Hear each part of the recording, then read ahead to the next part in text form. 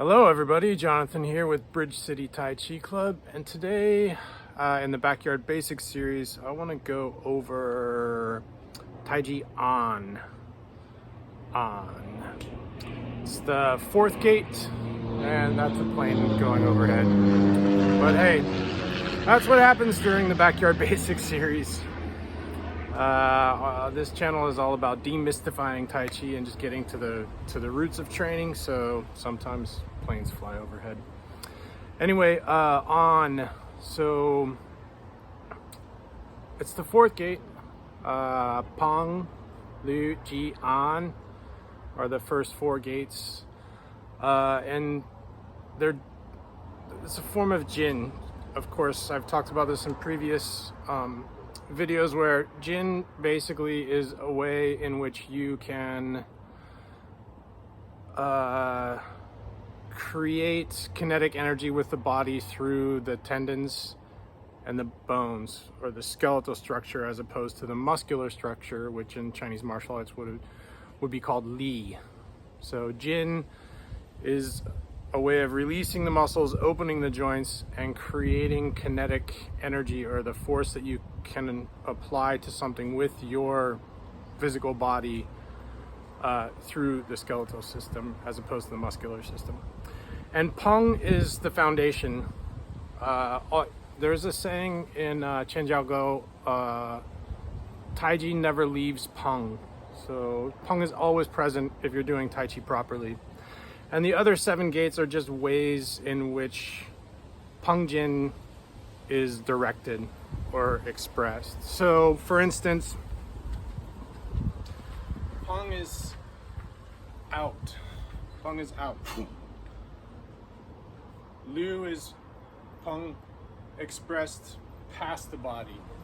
Past the body. Lu. In Yang style, Peng, Lu. In Chen style, Lu, past the body. Ji is Peng, sometimes called squeeze. Ji is Peng made, directed at a point. So it's outward, directed at a point. Ji, directed at a point. Peng, Ji. But on is confusing because it's translated as push. And that's not what it is. It's not push necessarily. On is like Peng coming from above and falling and going down, like a heavy hammer or an anvil dropping from the sky. So in old frame Chen style, On looks like this. From here, Lu, On. This is On. Coming from above, down. On. I think the confusion is in Yang style, because in Grass Sparrow's Tail you have Peng, Lu, Ji, which is focused to a point, and then you have On. But it's translated as push, so people think that this is On. But this is not On. This is not Anjin. In Yang style, the On is here. This is On. This is On. On. On. And this is either Peng if you're pushing outward, or it could be Ji if you're pushing, if you're squeezing in. So On is here. This is On. On. And Peng or Ji, depending upon how you direct your force. So there's a lot of confusion in these translations, I know. Like elbow, for instance. Elbow is a similar thing. Elbow is Peng coming from down upward. So Joe would be like upward, but it's translated as elbow for some reason. But if you do elbow like this, that's not Joe. You're using your elbow, but that's Lie. It's split. It's Peng going in two different directions.